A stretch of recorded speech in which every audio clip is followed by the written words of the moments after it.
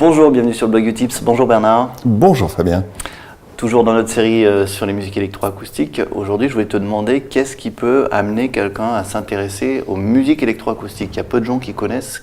Comment on peut tomber dedans? Comment toi, par exemple, t'es tombé dans la marmite? Comment je suis tombé dans la marmite? En fait, je crois que ce qui m'a déjà poussé le grand déclic de ma vie qui m'a poussé à devenir musicien, ça m'est arrivé très jeune, c'est le jour où j'ai découvert le grand disque des Beatles qui s'appelle Sgt. Pepper's. Et, la musique pop. De la musique pop, complètement. Et jusque-là, on avait toujours écouté des disques dans lesquels il y avait des chansons enregistrées.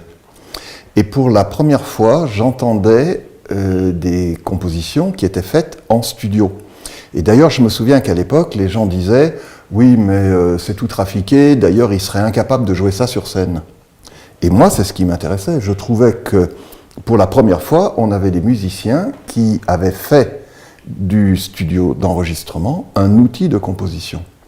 Et à partir de là, quand je me suis dit « Je veux être musicien », alors que j'ai pratiqué dans ma petite jeunesse pas mal d'instruments, du piano, du violon, de la flûte, de la guitare, etc., chaque fois que je pensais à une musique, en fait, j'imaginais qu'il y avait toutes sortes de sons, qu'il y avait toutes sortes d'instruments, et je me suis dit, c'est pas possible. Le seul moyen, c'est finalement d'avoir recours au studio et de travailler sur du son enregistré. Donc le déclic, ça a été les Beatles. Alors le déclic, ça a été les Beatles, étonnant, et puis en fait, non, pas étonnant, naturel. C'est-à-dire pour les gens de ma génération, ça a été un bouleversement. Maintenant qu'on ne mesure plus, parce que c'est une vieille histoire. Et en plus, je crois que moi, j'avais 10-12 ans. Donc, faites le calcul. Mais à 10-12 ans, tu as déjà été sensible à ce que les Beatles ont fait dans Sgt. Pepper. C'était quoi qu'il y avait de si révolutionnaire, par exemple, dans cet album? Tu parles des techniques de studio, mais... Pour la première fois, j'entendais de l'inouï, c'est-à-dire des sons dont je ne savais pas d'où ils venaient et comment ils étaient faits. Des orchestres symphoniques, des cordes, voilà, mais tout ça, j'avais déjà entendu. On sait ce que c'est qu'un orchestre symphonique, on sait ce que c'est qu'un piano, on sait ce que... Mais dans ce disque-là, il y avait des tas de choses que personne n'avait jamais entendues. Maintenant, on est très habitué à ça. Mais à l'époque, ça a été une révolution et ça en a chamboulé plus d'un. Il n'y a pas que moi qui suis tombé dans cette marmite. Et finalement, quelques années après, quand je me suis dit « je veux être compositeur », eh bien, tout naturellement, je pensais que je serais compositeur en studio. D'accord. Et que je travaillerais sur des sons enregistrés.